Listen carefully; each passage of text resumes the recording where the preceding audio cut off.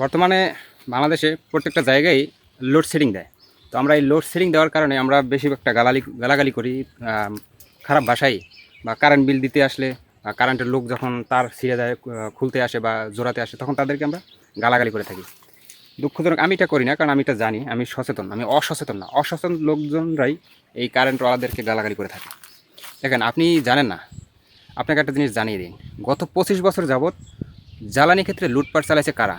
এই কথা তথ্য বের হয়েছে ওই জ্বালানি মন্ত্রী থেকে, জ্বালানি ক্ষেত্রে কাজ করতো, চাকরি করে, তারাই এই কথা বলছে যে গত 25 বছর যাবৎ দুর্নীতি বা লুটপাট চালাইছে বিএমপি আওয়ামী লীগ। তাহলে আপনি গালাগালি করতেছেন কাদেরকে? যেই বিএমপি লুটপাট চালাইছে সেই বিএমপিকে আপনি আবার ক্ষমতায় আনছেন, তাহলে আপনার কারেন্ট কীভাবে থাকবে? তার খুলে নেন, এটা তো আপনার ভাগ্য ভালো। আপনি গালাগালি করছেন যারা কর্মচারী, যারা কারেন্টের তার ছিঁড়ে গেলে জোড়াই দেয়, যারা বিদ্যুৎ বন্ধ হয়ে গেলে লোডশেডিং তারা জোড়াই দেয়, তাদেরকে আপনি গালাগালি করতেছেন, তুলাতুলি করতেছেন, মারধর পর্যন্ত করতেছেন, এবং কি বিল দিতে আসলে তাদেরকে তাড়া করতেছেন যে কারেন্ট থাকে না ঠিক মতো। এই ধরনের নোংরা ভাষা, অনেক ভাষা ব্যবহার করেন। দেখেন, তারা কি দায়? দায় তো আপনি।